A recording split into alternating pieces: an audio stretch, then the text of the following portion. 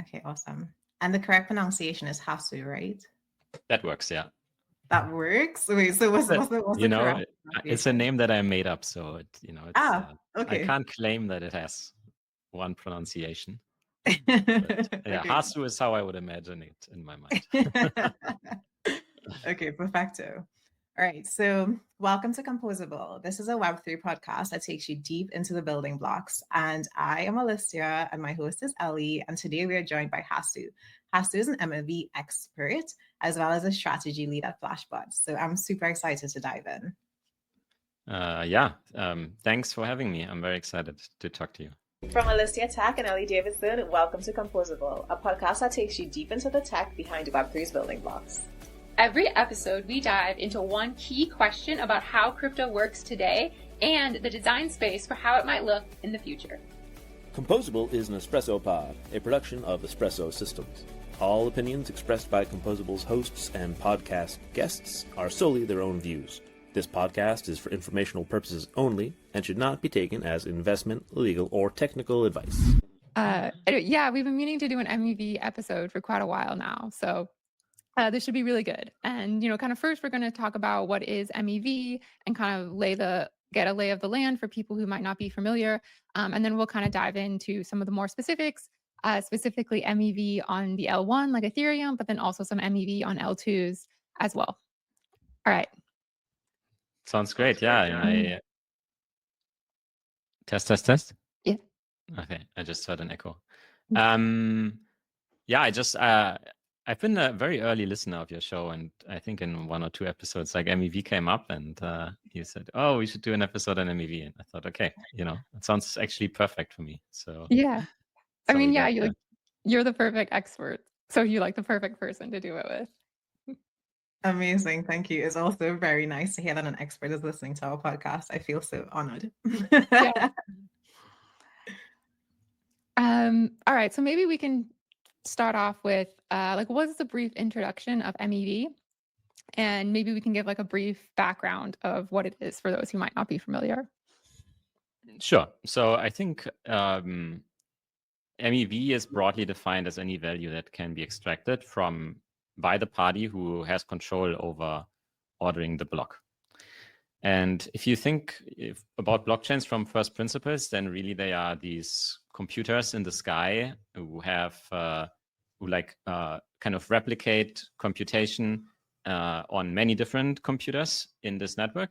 And so their resources are very kind of scarce, and so you have this resource allocation problem. You need to allocate these scarce resources to the people who can best put them to use, right? And so that's how you end up with the idea of, you have transactions, which are these like instruction requests basically to the network, and you attach a fee and people can bid, and like who gets included. And but also these instructions, like they tend to carry the intent of what the user wants to do, for example, and that intent will often leak kind of things that user wants to do, so others can interact with it in various ways. Like MEV is kind of this whole package, and it's generally speaking, it has evolved into this lens of you have a mechanism and you know what you want that mechanism to do, and kind of how close do you get in reality versus that like optimum that you have in your mind. Very often it will depend on how people in your system will behave, right? Like what are the incentives that you create? What are the first, second, and third order effects? How well does the system work for the users who you kind of envision the system to work for? And I think MEV started as this very narrow view of, okay, here's how much like miners in Ethereum can extract if they like were kind of omniscient and like super smart about ordering the block and had all this discretion. But it since then evolved into this very broad lens, I think, of looking at system design in crypto, but also beyond. And so when people often talk about MEV, there's kind of these three kinds of MEV they often talk about, which are front running, back running, sandwiching. And maybe could you give a brief overview of what those are and whether or not those kind of capture all of MEV, or if it's really just a subset and there's kind of more nuance to it? Yeah, it's a good question. So I think we started always from the view that everything is MEV. So even the idea that like you as a block producer you get paid like a reward for a testing, or you get paid like a fee for including user transactions, even those that really you just order kind of in a very non-discretionary way. Just counting like all the value of the block basically towards MEV. But you're right that I think that people have tried to make sense of what's going on like under the hood, and they try to identify these different strategies that are employed by sophisticated market participants. So I guess we should say that when we say, this is how much the person with the block ordering rights can extract, typically they don't do these strategies themselves, but rather they try to outsource that to a market of sophisticated participants. We call searchers or block builders. The lines can be blurry, and it allows proposers in Ethereum or sequencers in layer 2 to outsource the block production to these sophisticated participants. And their strategies can vary. So I think the most common case, or like the one that's actually easiest to understand, is just the idea of arbitrage. Right? So arbitrage is like this very important concept in financial markets. You just have some inefficiency, some inefficiency between, for example, let's say Ethereum and Binance, and the price is $10 higher on Binance. So what you're inclined to do is actually buy the cheaper asset buy the asset cheap on Ethereum while selling it at the same time more expensive on Binance, right? And so by doing that, you kind of arbitrage the price between the two venues. And this arbitrage can take many forms. As I said, it can be between different systems. And people generally, they talk about cross-domain MEV or something as if it only existed between, let's say, different blockchains. But the biggest venue is always between like Ethereum and Binance, or Ethereum or Bybit, like depending on where kind of price discovery happens. Then you have front running. So front running is the idea. It's also a form of arbitrage. I think as many like financial markets people will tell you that everything's kind of arbitrage. In front running, you basically also get a signal of like a profitable trade that you can make, but it's based on a user kind of inadvertently leaking the intent of what they want to do on the chain. So they, let's say I want to buy an asset, and what I do is like I send my transaction on to the network, and I say, okay, here's how much I'm willing to pay for buying like $1,000 worth of ETH, or like if I want to buy $1,000 worth of this asset, so here's how much I'm willing to pay. And I'm not saying I'm willing to pay $1,000. Maybe I'm willing to pay like $1,050, because the way that basically Ethereum works is I don't know what the price is going to be by the time my transaction actually is executed, right? And so I tend to give a little bit of leeway for other people maybe trading in front of me for there to be some noise. But in practice, this doesn't often work. Why? Because when somebody can see that you're willing to trade, they're willing to buy that asset for up to $1,050, well, what they can do is they can actually, if they can control the ordering rights, then they can buy the asset before you, pushing the price, like cleaning the order book up to where your average purchase price is now $1,050. Then you buy it for $1,050, and then they sell it afterwards. And then maybe they make, a few tens of dollars or even more. Like they make that in profit, right? And so this is what's known as front running. It's almost actually disappeared from Ethereum. It almost doesn't exist anymore, and we can get into the reasons why. And then the third one, that's kind of really, there's more different types. One is liquidation. So when the lending market, needs to liquidate the collateral of a borrower. So they put up collateral, then they borrow against it. And when the value of their collateral falls too much against their outstanding loan, then the lending market needs to recapitalize itself. So they need to kind of de-risk the trader's position, and then they would need to liquidate, right? And so they say, they say anybody, for example, can liquidate this for a certain price, and then different market participants may race in order to who gets to be the person who liquidates it. Very similar dynamics exist also when you have a new token launch. So that's what we call token snipes. So maybe let's say somebody launches a new NFT collection and like there's 1,000 of these things that's minted. That's another scenario where obviously if this thing is going to trade at a higher value in expectation than the mint price, something that was often the case in the past, then you create this big incentive just for somebody to come in and like mint 1,000 of these and like, in like a few kind of like purely like automated matter, right? And so I think these things all kind of point to the same thing, which is that when there's money to be made by being first to something, then very often they will compete. You will have this competition between these searchers and other like sophisticated market participants. And that's generally like doing that in an orderly way that maximizes the revenue for Ethereum, for the proposer, but minimizes any collateral on the network, and really like shifts the balance of outcomes towards the users of Ethereum. That is generally what making really good MEV infrastructure is about.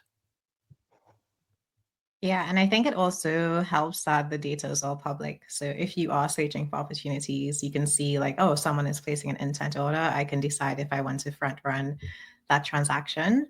And if we were to focus on the E in the acronym MEV, which is extractable, how much of MEV is extractive? Like how much is good, how much is bad, and why? Okay. So the extractable, usually that refers to the person who's doing the extracting, right? Mm-hmm. So I thought you were going to ask me something along the lines of, how much of the like extractable MEV is actually extracted, because I think people get like very slipped up by the difference.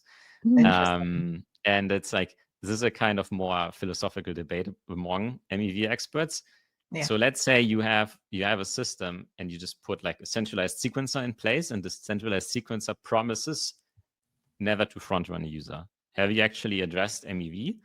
So, there's a philosophical debate that basically says that you have minimized the extracted MEV, but not the extractable, because over like a long enough time frame, the rational strategy for that sequencer is either, to become malicious or for people to basically play games with the sequencer in a way that kind of shift the behavior more in the favor of, again, like searchers to the detriment of users and whatnot. But you're right, like your question is also good. You have two fundamental types of MEV. You have the type where people inadvertently give up some kind of information that they really don't intend to. If they understood what they're doing, they would not give up this information. Yeah. Or they would not give it up for free. I think that's kind of this one umbrella of things. So if if you want to trade on chain, Alysia, then you should not publish that intent. Like you wouldn't do that. And if you trade today on Ethereum, you wouldn't, because the infrastructure is now so mature that it goes to private pipes until it's executed. We can get into that. But there is also the second component of this, is which you need basically to publish the intent in some form. But so let's say you are the lending market that we talked about. You do want to actually for people to liquidate that trade, right? Like that's the whole point. And this is kind of how it connects to, in blockchains, everything is MEV, right? Like when you make a transaction and you want the transaction to do something, you create an incentive to execute that transaction. And that's kind of MEV. But sometimes transactions can be executed in ways that are not your intention. And then what happened is like you bid more money than you intended to, right? Or sometimes even the outcome changes in ways that you don't really want it. So as a lending market, you want somebody to actually go and liquidate that position. And so what you do instead, you still have people bid, have searchers bid to liquidate, but you have them bid to you instead. So you Mm. don't outsource the prioritization of which searcher gets to liquidate that trade. You don't outsource that to the block builder or the Ethereum proposer anymore. You do it yourself. And so that is, for example, something that we developed in collaboration with Chainlink and Aave, where, now when somebody gets liquidated on Aave, the Oracle update, the Chainlink Oracle update that makes the position liquidatable doesn't actually go directly on chain. It goes into a private auction where it's shown to searchers, and these searchers need to actually bid and compete with each other to pay Aave, so Aave can internalize the value and give it back to users or use it to make their product better, etc. Right? So this is the whole bucket of this MEV is unnecessarily lost because the information was either like volunteered or like it was given involuntarily, or there's a better way. Like you would still want the prioritization to happen, but you don't want to give this up, and you can internalize it. Yeah. And that sounds like an example of a private pipeline. As you mentioned, if you're submitting a transaction to L1, it is also private. Can you touch more on that? Yeah, so I think there are generally like 3 types of private pipelines that we now have in crypto that made MEV a much smaller problem. One is, what I gave as an example here, which is liquidations now tend to go through kind of this, they go directly to this auction and then they go from there to the block builder and then they go on chain. And the last mile is a little bit interesting because the way that proposer builder separation is implemented in Ethereum, we call that MEV boost, and it's the sidecar that the proposer runs, and they say, hey, I'm building the next block. Give me a block that I can propose. And this is actually risk-free for the proposer because and for the block builder as well, because there's a commit reveal scheme used here, right? So the proposer sees a bid, they see a block that pays a certain amount of money, and they sign this block with their signature. So they commit to the block, to including this block. And then that's when they get the body of the block. And so they don't see the contents before they've already committed to including it on chain. So that's how the user, like the privacy of the users who actually trade in that block, can be guaranteed. So that's very important. Like in general, so I think it helps to contrast it with how it used to work. So, I mean, if you buy a book now, if you buy the book, like how Ethereum works, and it's almost giving you this like time capsule of like how Ethereum like used to work in the past, in like the first couple of years after it went live. And you make a transaction, you send it to what's called a public mempool, and basically you just send it to like the node network. And the nodes gossip it to all the other nodes because they don't know who makes the next block. So they gossip it to everybody. Everybody has these transactions. And also they thought, if like everybody can see all the transactions, we can better estimate gas prices and so on. And this is not how it works anymore. So now when you make a transaction, it goes to what we call these private RPCs, private mempools that are not part of Ethereum. They are kind of private market inventions. Yeah? So they're building on top of Ethereum. From there, they tend to go through these OFAs, order flow auctions. So if there's any backrunning value in the transaction, that tends to be basically auctioned off to searchers, given back to the user or the wallet that commissioned the transaction. And from there, it goes directly to block builders, and then it goes to relay, and then it goes to do the proposer. But it's never published beyond this kind of very small group of people. And so if you make a Uniswap trade or anywhere else, it goes to the private mempool, right? So it's no longer this mempool that we are talking about where like front running happens, that no longer exists. You have to go out of your way to like publish a transaction to the public mempool these days and like get sandwiched. Like it's not that easy to do anymore, Yeah, I think an interesting point about this that maybe like a newer user might not realize is that when you send a transaction through your wallet, like it is going to these private mempools, and these wallets participate in these order flow auctions. And I know there's things like I've used, for example, Flashbots, Protect RPC before, which maybe you can talk a little bit about more like, what's the difference between something like this Flashbots Protect RPC versus what's like happening in MetaMask when you send your transaction to them? Yes. So Flashbots Protect is an RPC product. So anybody can send transactions to it. You can use it as a regular user. You can use it as an app or a wallet. So it has different like customer groups.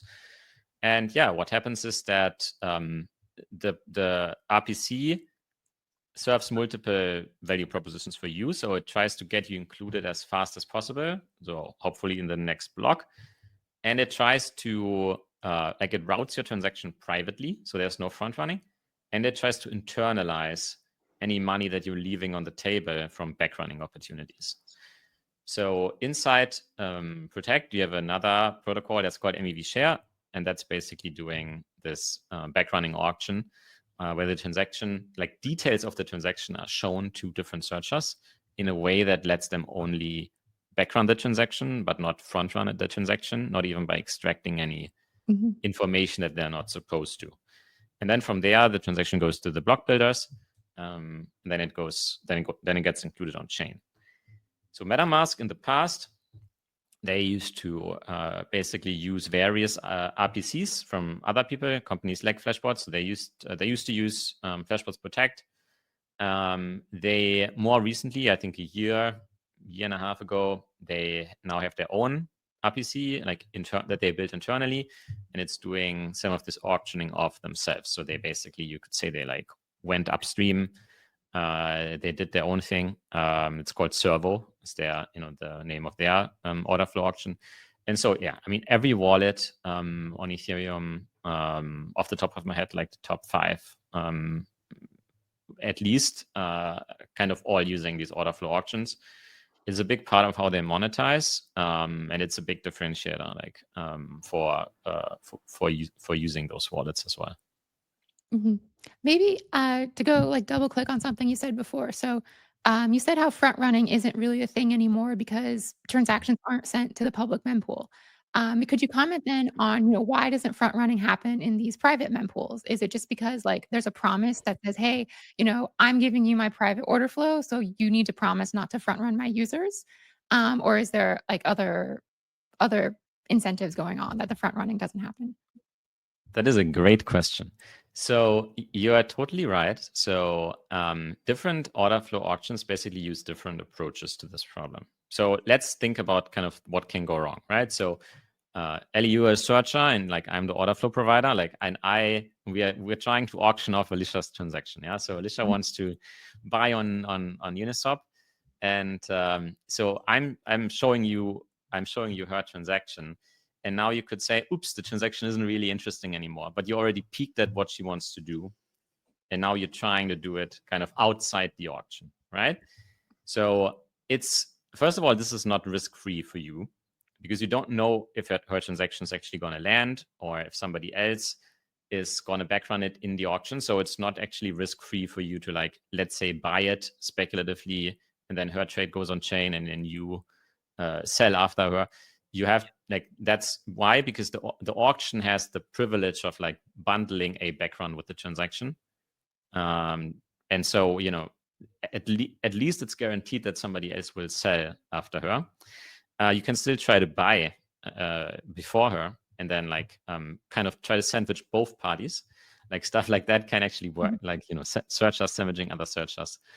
So in general, it is absolutely a problem, especially on pairs that have very high price impact, where those are the ones where actually kind of front running is the biggest problem, because also high volatility pairs, people set to put like more like higher slippage, etc.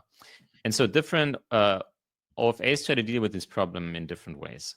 And I think everybody out actually except Flashbots approaches this problem by just having like a permission set of searchers. Okay. So they say, we trust you not to front run this. We will still monitor it somewhat. And if we catch you, we might kick you out. But in practice, it's very hard to do, right? Because the front running doesn't need to happen from the same account and such. So it's generally like you can do it to get started, but we don't think it's good market design long term because it doesn't maximize competition and it's near impossible to monitor. So MEV share works on a different insight, which is basically that you can offload a lot of computation from the searcher to the OFA. And so because what happens on the searcher side is you send the transaction data to the searcher, and then the searcher computes, let's say, the optimal backrun, and then they send it back. But you can also give the searcher less information about what the transaction does, and then they send you a bunch of options, what they might want to do, and then they have the auction itself kind of try to put these things together. And that's really kind of a stepping stone towards like a much bigger paradigm shift, which is doing all of this in TEs. So when you have, TEs, trusted execution environments, which are these kind of magical kind of air-gapped computers, if you will, where you can basically do private verifiable computation, like on somebody else's hardware. And so the way that you can imagine this works kind of in the next version, if you will, of MEV share, the way it's going to work is a searcher will upload their entire kind of searcher bot, if you will, their trading operation like into one of these TEs. Then the clear text data can be streamed into the TE. The backrunning can happen there. The information can never leave the box.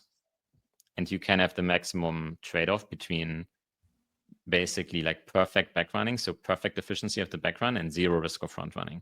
And so for many reasons, like I think this is where MEV will migrate for like more and more of, this computation to happen in these TEs, because that's how information can be passed around most efficiently without incurring any risk.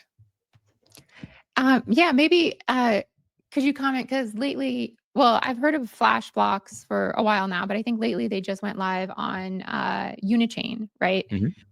So is this what Flashblocks is doing internally? Yeah. So Flashblocks is interesting to talk about because it's a very similar in spirit to what Espresso is doing, like in some ways, right? So if I understand correctly, like you folks are doing like a fast confirmation layer for rollups, right? So you create like basically make rollups give pre-confirmations beyond their centralized sequencer, right? So rollups have these different stages of finality, and so the centralized sequencer is basically like a pinky promise that like your transaction will be included, and then it goes on chain.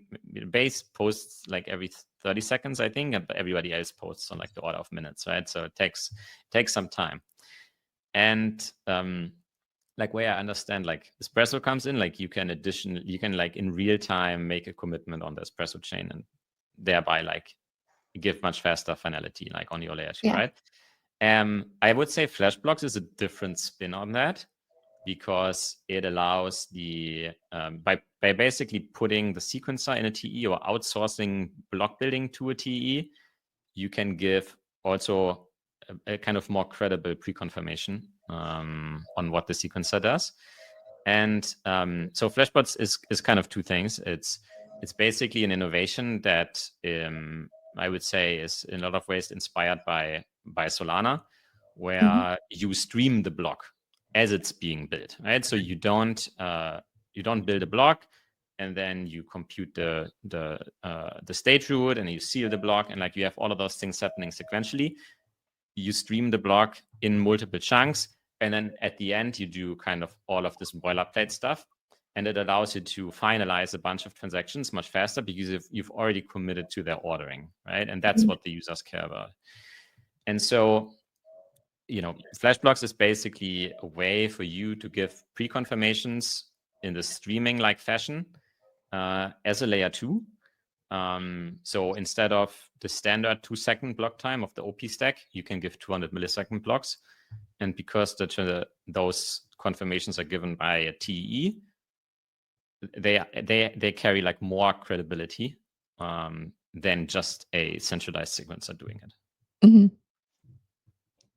So then if we have faster transaction speeds or faster finality, how does that interfere with Sato's ability to actually extract value from the chain? Does it not interact at all, or does it impact their chances of actually extracting value?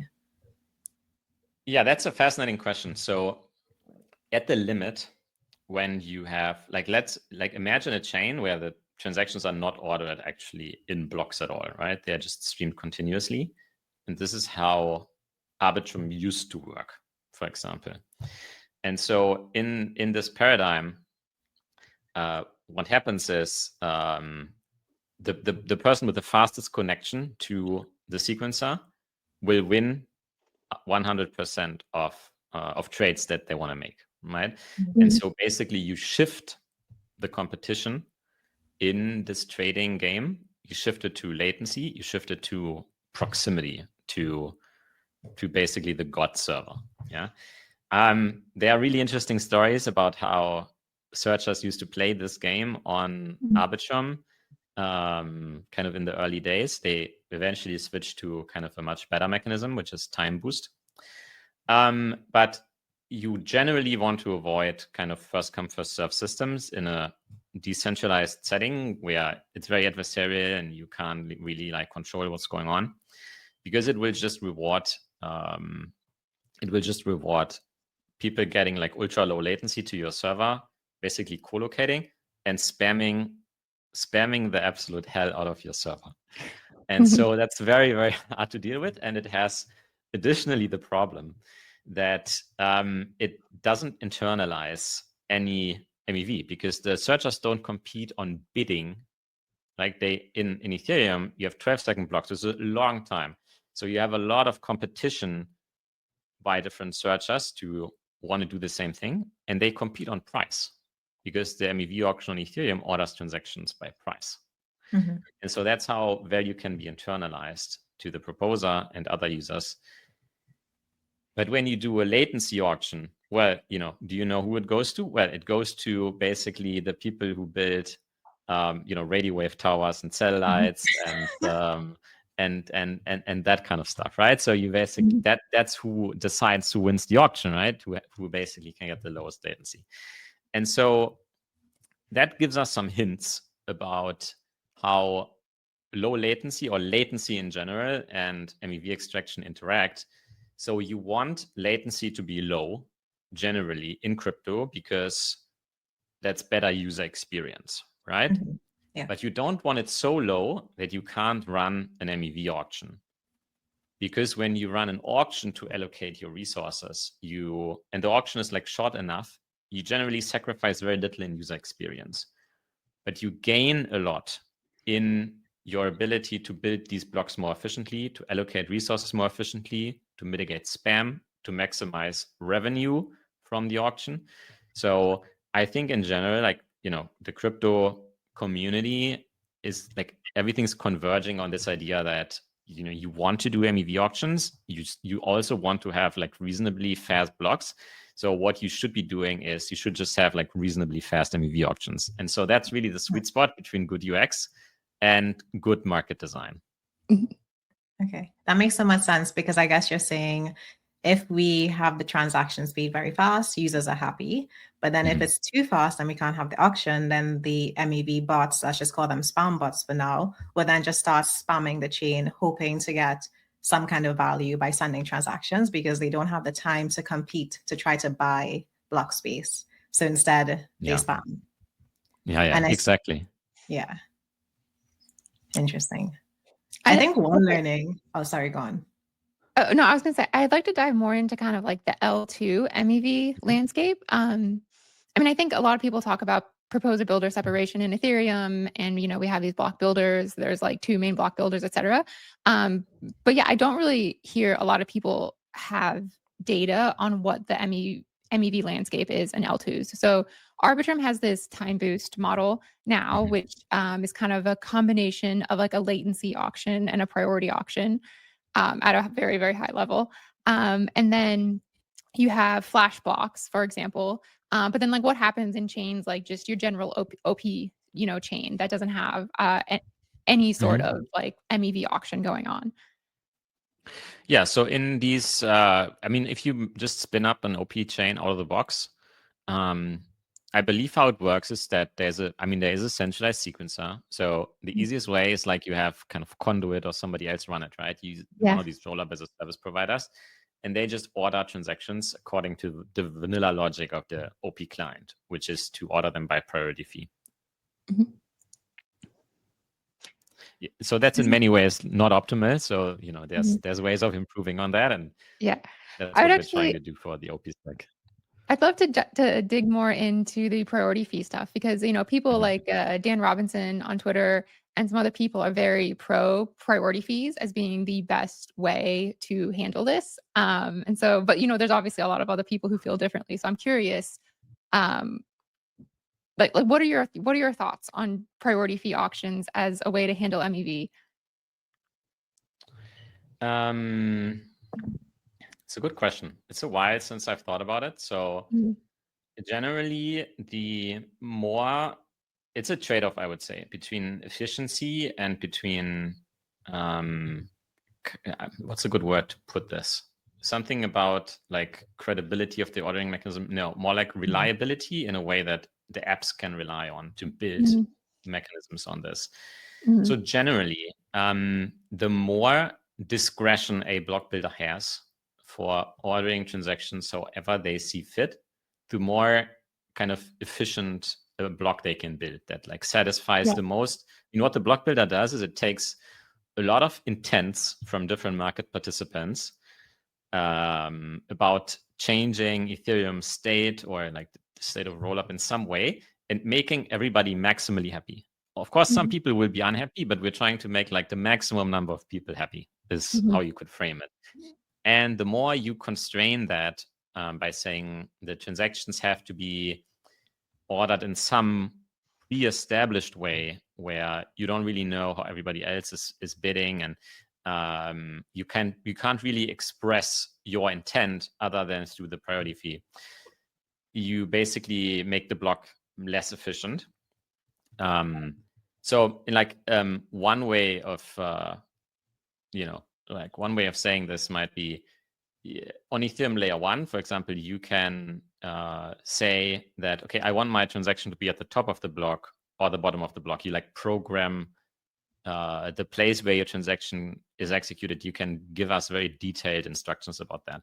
But in a priority fee setting, you can't really do that, right? Because you need to like pre-commit to what priority fee you pay. And then we have no choice but to put you there, right? So it's kind of, it's a much more dumb algorithm in a way. But so if you have priority fee ordering, and because it's more dumb in a way, it's also not incentive compatible for the block builder to do it, right? Because if it was incentive compatible, the block builders on Ethereum would do it. Yeah. But they don't, right? So it's not. Mhm. And so this is why it's kind of fallen out of fashion. It's not really like on top of people's mind anymore. But there is like Dan Robertson had this really interesting insight, which is if you use this old ordering mechanism, which people had already like almost forgotten about it in a way, Mhm.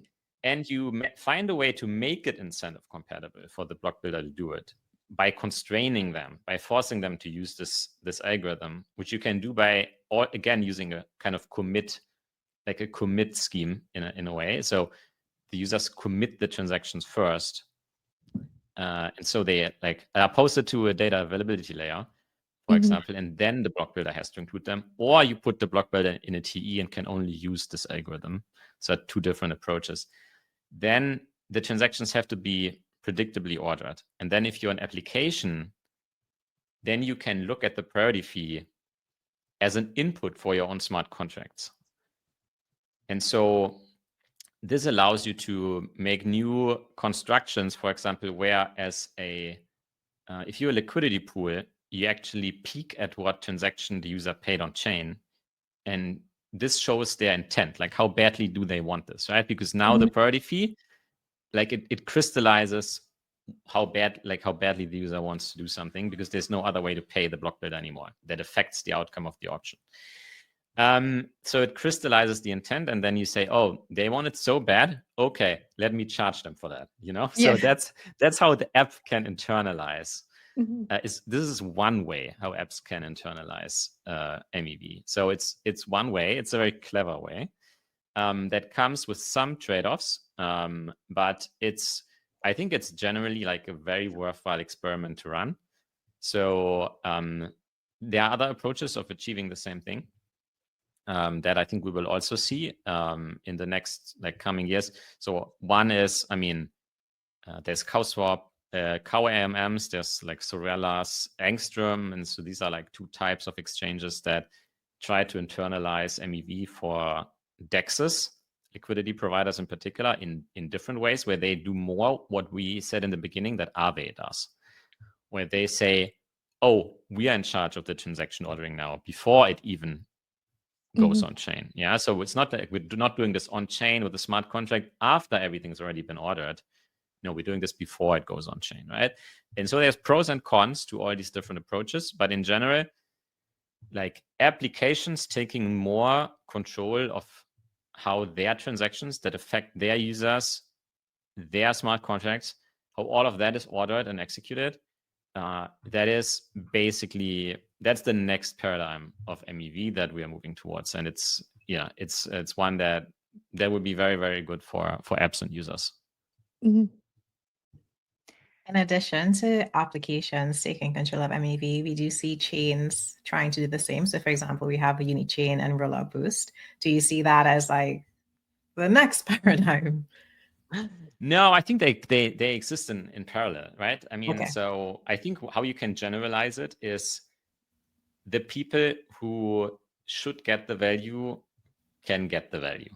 Okay. Like it allows, like, for example, you are you're a fintech or you're an exchange. You're someone who has a lot of users. It's very hard for you to do something on chain today, like deploying on anything on an Ethereum layer 1, because you have all these valuable users. You're just gonna like give them a smart contract to trade against, where it's gonna leak all this value, and it's very hard for you to internalize it. No, so that's why the layer 2 or like the like blockchain as a service, in a way, like you spin up your own blockchain where you control the sequencer, where that has emerged as this super dominant form factor for institutions who already have a brand, who have users, who have a business model to go on chain, because they can internalize this money. They bring their own users and they keep them, right? It's not like they spill somewhere else, their money spills somewhere else, they keep it. And they can really control the experience for these users. And so that's a big difference to doing something on an existing chain, where you're like exposed to other people's transactions and other apps, and it's very hard to control how your users get executed. And so I think that's why we're seeing that. But at the same time, like applications who have their users want to get the same thing without having to make their own app, right? Like ultimately, a lot of value in crypto comes from composability. So you don't want to just tell everybody, oh, just go make your own chain. Like, for example, like you can't have a crypto options exchange without having a derivatives exchange for the market to clear against. You can't have a lending market that's not attached to a DEX where collateral can be liquidated and swapped. And so like different things really benefit from being in the same place with each other, from being co-located with each other. And you can't tell all of them, oh, just go do your own chain, right? So you need to give them mechanisms how they can internalize their value without branching out, doing entirely their own thing. You just want to give them more control while still being in this system where they can be ordered together with others. That's such a perfect like callback to Composable, the podcast. Maybe as a final topic, wrapping up, we can kind of talk about like this MEV when it comes to across multiple chains. So kind of from what I've heard from talking to different people, cross-chain MEV exists, but a lot of it is actually just between that chain and a centralized exchange. It's not really it's rarely between like two L2s, for example. And this is just due to the latency. And I suppose also like with what you were saying, when you need all of these different components, these different DeFi components to make this work. I guess in my opinion, it seems the biggest issue that we have for really doing this in an efficient way across many chains is just the latency. And like we can bring the latency down further and further and further, but ultimately you still can't, there's always going to be some small level of latency, maybe like 200 milliseconds or something like that. And unless we have like full synchronous composability, which we can maybe do in another episode, like we're just kind of always going to have this latency issue. So I guess maybe what are your thoughts? Like, is having, you know, where you have like a DEX on one chain and then the lending protocol on another chain, is that ever like going to be as economically efficient as just having them both on the same chain? Okay. That's a fascinating question that I have to say I haven't thought that much about. So I think there's two parts of an answer. So the first is that latency and cross-domain or cross-chain MEV are not that connected in my mind. Okay. So I think you correctly said that almost all cross-chain MEV is between a centralized exchange and a layer 2 or layer 1, right? Why? Because on the centralized exchange, it's not because it's moving faster. It's because that's where the price discovery happens. And so, you know, it's where the users go and they trade because it has the most liquidity and, you know, they have their Binance account. It's, you know, it's the place where the price moves first. And, you know, if, you know, just by making, let's say, random OP chain faster, price discovery is not going to move to that chain because it doesn't have the most liquidity. So price discovery will continue to happen on Binance no matter what. For now. So let's say the price moves from, we have this asset, it's trading on a layer 2 and it's trading on Binance, and so it moves up by $50 on Binance. So now the price on all the layer 2s is stale. No matter how fast these layer 2s run, you can't arbitrage the layer 2s against each other, right? Because they will all have the same, like the price there will be like $1,000 and on Binance it will be $1,050. The only way to arbitrage it is to buy the asset on all the layer 2s and then sell it on Binance. And you do that against each other, right? So that part is not actually connected very much to latency, I think. So there is a like a very interesting kind of second part of the answer though, which is the faster your chains run and finalize, do you become kind of less and less dependent on having them in the same chain? Can you have, you know, basically better interoperability, like composability through interoperability across these different independent execution environments? And here I would say the answer is absolutely yes. So I think that at the limit, the value of, I take a very contrarian stance for this podcast because I know where the two of you stand from listening to past episodes. I think that synchronous composability is generally not that important. The internet today runs all on asynchronous composability, and there's really no difference in a lot of cases between, you know, having what is in the future. Like today, we have a synchronous 12-second transaction, and in the future, you might have like an asynchronous 6-second transaction because the blocks are even faster. It will still feel better for the user. It will still work the same way. So I can speak from the MEV perspective, where actually very little things today are happening synchronously. Like it's funny to see because the kind of proponents of synchronous composability always say, oh, MEV, it will make MEV so much more efficient. But then you look at like situations where people can extract MEV in a synchronous way today, and they don't.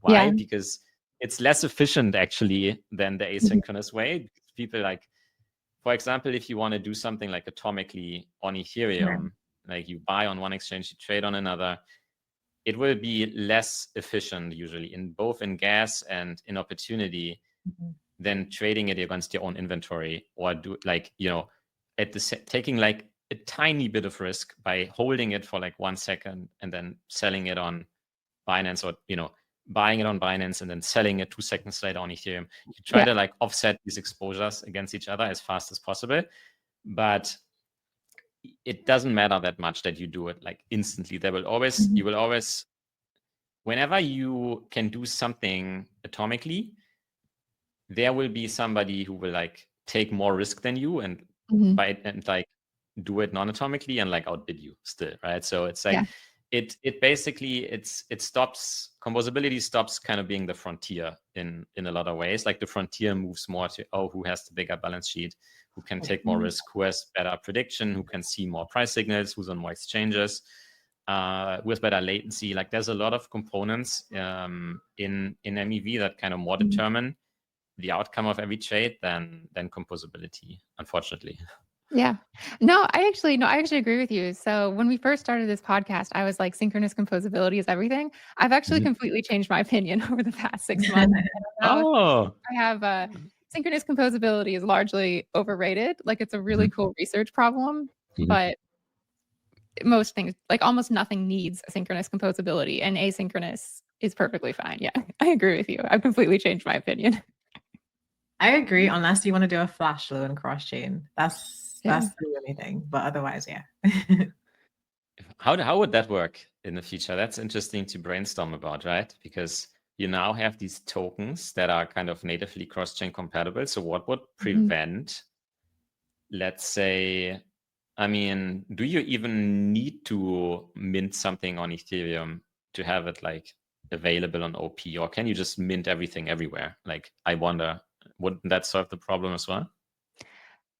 Yeah, like I don't think you do need to mint. I think it can all be done through just message passing.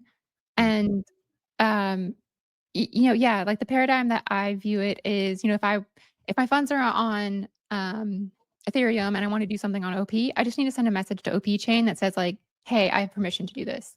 But yeah, you don't need to mint anything at all. And I think that actually solves a lot of problems, because if you're not minting anything, then you don't have to deal with like wrapped tokens. You don't have to deal with getting native tokens through the canonical bridge, et cetera. And so it just kind of gets rid of all of those issues from a user experience standpoint. Yeah, that's really interesting. Oh, sorry. I was just going to say the part I'm still confused about is how do you ensure that the transaction actually succeeds? Because if you are borrowing from, let's say, Aave, and you have to pay them back with interest, then you have to be sure that whatever you did cross-chain executed, there was no arbitrage or MEV that took away from the value that you were supposed to get, and then you successfully repay Aave on the other chain. But yeah. Yeah, I think it's doing all of this without any risk of transactions reverting. I think as you say, you won't have that guarantee. I think you can generally like have things revert if they don't end up doing what you want. Like I think that's possible inside ecosystems. So I mean, if you look at like the OP interoperability stack, like it has kind of the ability to revert like built into the spec. But in general, I think it's actually fine in a lot of ways. Like, I mean, I recently learned, for example, that one of the big problems that DEX aggregators have is that at the time when they compute the route, already like the state of the chain will be different, right? Like, like they compute a route, they give a code to the user clicks the route, but then when actually they go and like make all of those transactions, there's no guarantee that like one leg of the trade won't fail because other stuff happens before it, right? So and it kind of like made me think, is this like, so like DEX, like in a lot of ways, like this is already like reaching the limits of composability. Like you can never, even on a single chain, you cannot really assure that like the things that you want like all execute or they don't. You can, for the user, you can make it seem that way because let's say the user you put your money in a settlement contract, and only if you get the money that you wanted, the exchange happens. But still, for the DEX aggregator on the back end, they take the risk, right? And they need to make sure that the money, like they actually fill your quote and like all those things execute as they want to, even though it's on a single exchange. So I think when like for me, it helped to kind of dig into like how these more complicated market operations already work, to kind of see, even on a chain where technically you have all this, like you have perfect composability, but wow, they still have the same problems. And so maybe composability isn't really that silver bullet. Yeah, no, I mean, I think I really love what you said earlier, where it's like anything that you can do synchronously, there's always going to be someone who's willing to take the risk to do it asynchronously. I think that's like a perfect summary. Right, because like it's about eliminating risk, right? That's what we Yeah. didn't say. Like, you can eliminate the risk to zero by making it synchronously composable if you want to, but maybe zero risk is not, this is like not the perfect point on like the risk reward spectrum, right? Because people, can take risk. So you will always be actually outcompeted by somebody who does take non-zero risk. And that's what we've seen. Like there's not really any like atomic trading anymore on Ethereum, in Ethereum MEV at this point. Oh. All right. I have a question, but I know we need to wrap up. I'm just going to ask you one thing. Oh, yeah. Go ahead. What should protocol developers be focusing right now on MEV? Like, is there some research that, they should be paying attention to so they can understand how to more efficiently design, Web3 protocols? Sorry, can you repeat the question? I missed like who the person you're talking about is. Yeah, protocol developers, protocol designers, like who are implementing protocols and making decisions. Since MEV comes at you from all angles, what should they be thinking about and researching? Yeah, so in general, I think, so depends what you mean by protocol, like layer 1, layer 2 apps. In a sense, it's like all protocols, right? So I think the biggest thing is like you should be aware that MEV exists, and there's a lot that can go wrong in the sense of, well, it's like how you allocate resources in whatever you're designing. If you're layer 1 or layer 2, you have block space in like state access that you're constantly distributing. And so a very good way to do that tends to be to do an auction, because auctions give the goods to the person who wants it the most. And they have people compete on price, which maximizes revenue and minimizes various negative externalities. If you're an app, I think you should be aware that it's starting to be possible to take control of your execution. Like, first of all, be aware of what value you're leaving on the table for yourself and your users.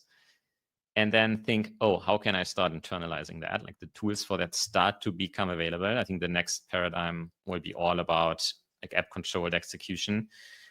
And yeah, I mean, there are now companies like Flashbots that can help you figure out what is the right design for your app and like help you in kind of taking control of your own ordering through various tools. I think it generally tends to be better in this field to collaborate with some experts, just because we have seen so many like folks say, oh, we've eliminated MEV, we came up with the perfect design, and it usually, like, you can't eliminate MEV. You can only kind of harness it and internalize it for yourself. And so there's a lot that can go wrong. And so in general, like, you should be aware it exists. You should take active steps to mitigate it, and you should have a good partner by your side. And I think then you'll be good. Awesome. All right. So to wrap up, maybe each one of us can share, like, well, we've kind of already, I know you, Hasu, you've already kind of talked about where you think MEV is going, but maybe each one of us can kind of share, like, where do we think MEV is going? And then we can invite the users to share what they think of like the future of MEV. So I guess I'll start, which is, I think, well, I've learned a lot in this podcast, so I think I'm just going to kind of agree with Hasu, where I think MEV is going to be like short MEV auctions, things like Flashblocks. That seems to make a lot of sense to me, that's kind of the future of this. Yeah, I think for me, it really helps me understand exactly the fact that, like you said, MEV will always exist. So you can't try to completely eradicate it, but what you can do is try to control who gets the MEV, whether you, the protocol, want to receive it, whether you want to give it to users. And also it makes me even more interested in TEEs and using that for like private, order flows and private execution. So I think we're just going to see a bunch of private pipelines. That's my prediction. Those are really good. I agree with both of those. Okay, since I already said it's going to be a lot about Ace, I give a second one. So I think in the past, block building and sequencing in general, like it used to be seen only from this lens of, it's basically about like extracting the most possible MEV from users, right? I think that's kind of a reputation that MEV got. I think increasingly what we are seeing with the change to layer 2 paradigm and app-controlled execution is a trend that block building is becoming about more than MEV in a lot of ways, right? So it's about privacy for users and best execution. It's about user experience. So the fact that like TEs can give these Flashblock pre-confirmations. So it's about latency. It's about programmability because you can program them to do stuff on your behalf, program your transaction, program how your transactions can be executed. There's some things that would really interest you, Alysia. I think you can use TEs for a smart contract to like make calls to like a Web 2 API or vice versa, from inside the TE. There's some really fascinating stuff there. Private computation, of course, that's never going on chain. Only the result goes on chain, for example, or updates. Even a smart contract that can have a private storage inside the TE, like alongside its public storage. Scaling, because MEV is also like packing efficient blocks. There's a lot about compression. And we didn't get to talk about this today, but this is a fascinating topic where if you're interested, look up it's called MEV and the Limits of Scaling. It's a blog post that Robert Miller put out from Flashbots a couple months ago. And it's basically showing that on Solana, on Base, on OP, on a bunch of layer 2s, because the transaction fees are so cheap, the paradigm is actually to move your searching on chain. So you're no longer reacting to something that happened in the last block. You want to be even faster. And so again, it's this like risk-taking, people pushing people out the risk curve, right? Because the optimal risk to take is never 0. And so what they do is they just have a smart contract, they put it on chain, they call it 1,000 times every block, and 1 out of 10,000 times there will be a transaction that happened before that left the pool, liquidity pool, let's say in a state that can be arbitraged. And then there's 1 out of 10,000 times the transaction actually works. They arbitrage the pool and they make enough money to compensate them for 9,999 fake transactions. And so that's how you end up with more than half of transactions on these chains increasingly used by spam, right? So that's the result of like, this is like MEV in action in a way, right? Yeah. Because it's really the purest type of incentive. It's incentive compatible for me to send you 10,000 transactions, of which 99.99 are going to fail, but I'm going to do it anyway because it's going to make me $10, And so, that's why it's important to like design around this stuff. Yeah, thank you so much for that, Hasu. I actually read that article a few days ago, and I was really blown away to hear that people are sending on-chain, basically trying to attract MEV, but not knowing necessarily that it will succeed. So I think the multiple was something like 350 times, the number of transactions is needed to create one successful arbitrage. So that shows you how much people are willing to try to extract value. So therefore you need to build with MEV in mind. And I think that's a perfect way to wrap up this episode. I honestly learned a lot. I'm sure Ellie will say the same. Thank you so much for joining us, Hasu. I wish we can talk more about you and what you do as head of strategy at Flashbots. I am really intrigued, but thank you so much for spending your morning with us. And I'm really excited to follow up the conversation with you guys online. So definitely leave a comment, tell us what you think about the future of MEV, and we will see you in the next one. Bye. Bye. By the way, Hasu, do you want to shout at anything? Do you want to say anything that we can include in the pod? If you want to learn more about Flashbots, check out our writings website under writings.flashbots.net or our forum under collective.flashbots.net. Yeah, and I'm happy to see you there. Thank you. Bye, everyone. Bye. Thank you, Hasu. That was amazing. Hey, this is Ellie and Alysia. Thank you for joining us on another episode of Composable. We love hearing from you, so please hit us up on Twitter @ComposablePod, send us feedback, and join the conversation.